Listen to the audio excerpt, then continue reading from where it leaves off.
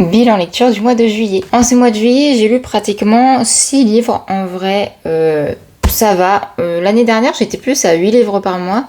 Et là, cette année 2025, je suis plus à 4. Je ne sais pas pourquoi. Après, je suis assez fatiguée, donc le soir, je m'endors pendant que je lis. Donc je pense que c'est à cause de ça. Sur les 6 livres, 5 livres sont de la fantaisie ou de la romantaisie. On va commencer tout de suite. Déjà, j'ai lu Elvira de Tiffs chez Plume Blanche, dont j'ai parlé dans ma précédente vidéo.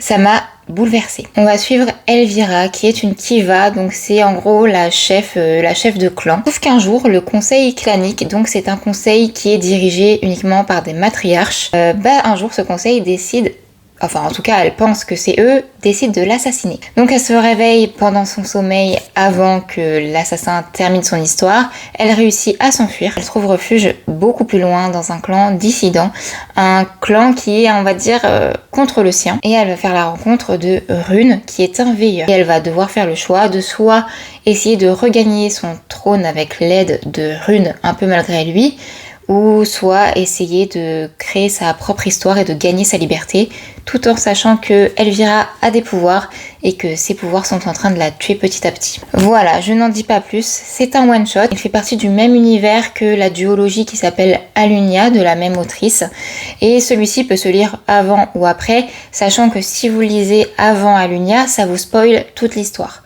Voilà, moi je l'ai lu avant, je n'ai pas lu Alunia, mais ça m'a pas empêché de tout comprendre très bien l'histoire d'Elvira, et ça me dérangeait pas du tout d'être spoilée par rapport à Alunia.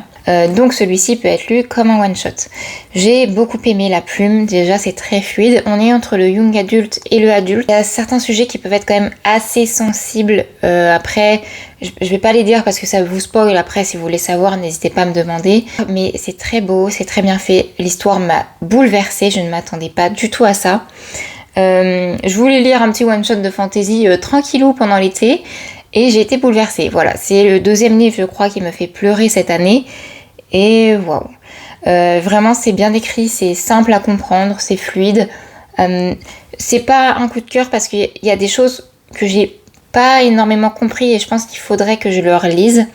Mais ça c'est moi, ça c'est mon point de vue, c'est totalement subjectif, mais c'est très bien et vraiment je peux que vous le conseiller si vous voulez une fantasy one shot dans le froid, parce que là en ce moment il fait 40 degrés, on n'en peut plus, et que vous voulez pleurer. J'ai lu Les Carmidors de Olivia Gomet, toujours chez Plume Blanche, le premier tome, et je suis trop contente, je l'avais eu au festival Échos et Merveilles dédicacé.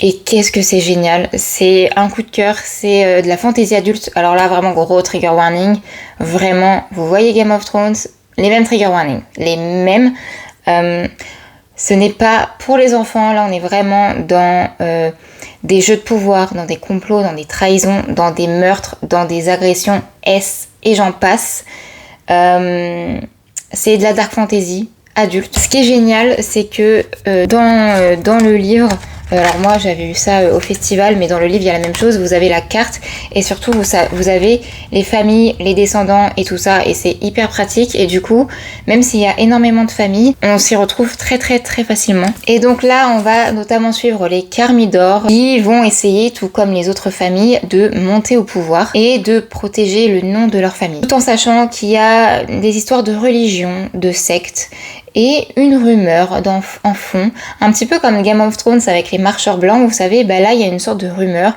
avec apparemment dans les océans, il y aurait des créatures qu'on appelle des népirmes et qui couleraient des traîtres, des galions, etc.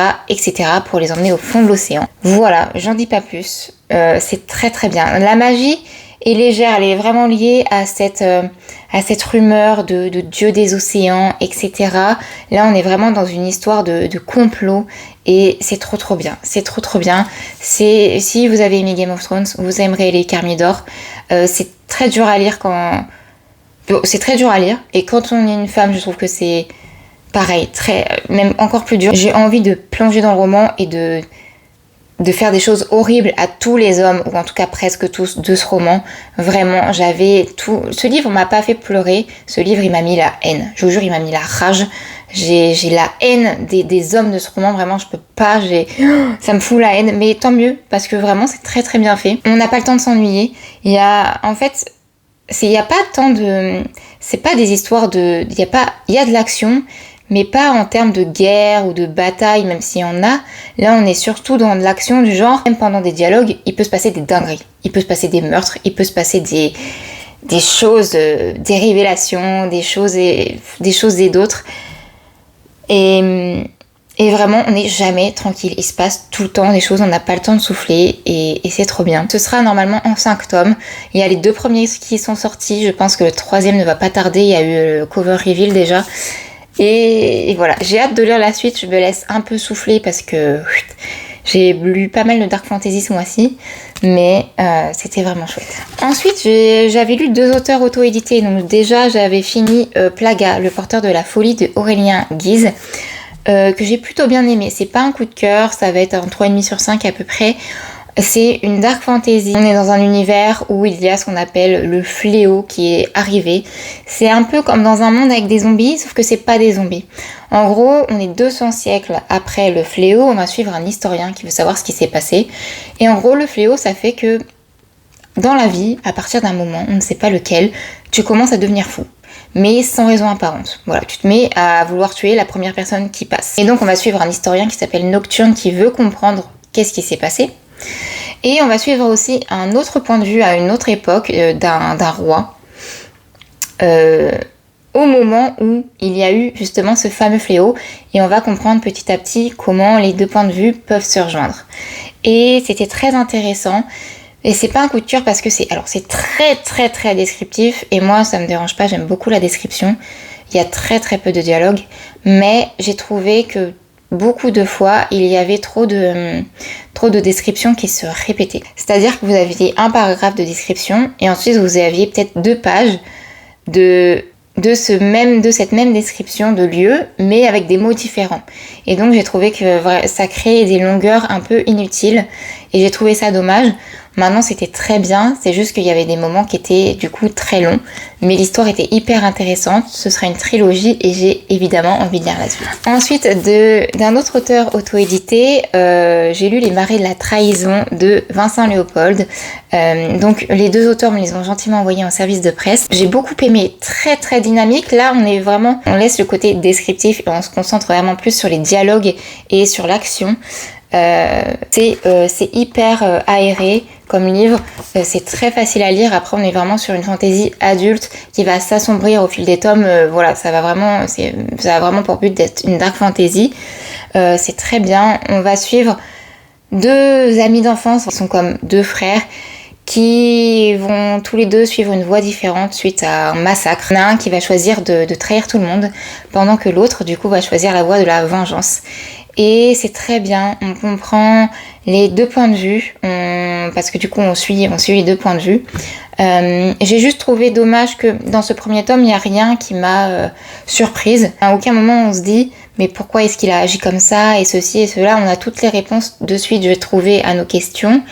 Et du coup, bon, il n'y avait pas d'éléments de surprise, mais c'était quand même très très bien, c'est très visuel, on s'imagine très très bien les batailles sur les mers déchaînées et tout ça, et c'est très chouette. Il y a un personnage aussi que j'ai beaucoup aimé, qui s'appelle Lyra, que j'ai trouvé hyper stylé. Ce sera en 4 tomes, et j'ai hâte de découvrir la suite, parce que vraiment c'est passé très très vite. Encore une fois, c'est très aéré, il y a des illustrations, le roman fait même pas 300 pages, donc ça se lit très très bien. Je trouve que c'est bien pour commencer de la dark fantasy adulte et aussi c'est bien écrit, il n'y a pas de coquilles, enfin en tout cas j'ai pas relevé de fautes ou quoi, enfin vraiment c'était très chouette et j'ai hâte de découvrir la suite. Ensuite j'avais besoin de couper de toute cette dark fantasy, donc j'ai lu La pâtisserie des souvenirs de Lionwa chez Nami qui sortira le 2 octobre je crois, oui c'est ça. Là c'est les épreuves non corrigées que les éditions m'ont envoyées. Donc là on est vraiment sur la littérature coréenne, c'est-à-dire une littérature qui va traiter de sujets quand même assez douloureux comme le deuil, la mort, etc.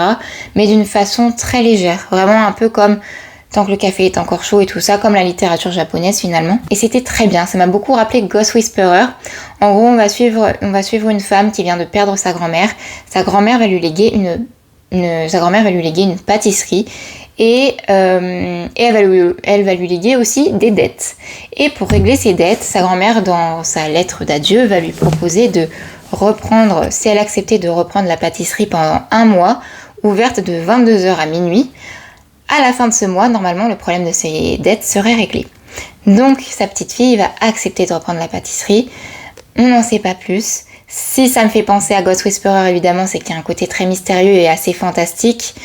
C'est touchant, vraiment, ça m'a mis les larmes aux yeux plusieurs fois.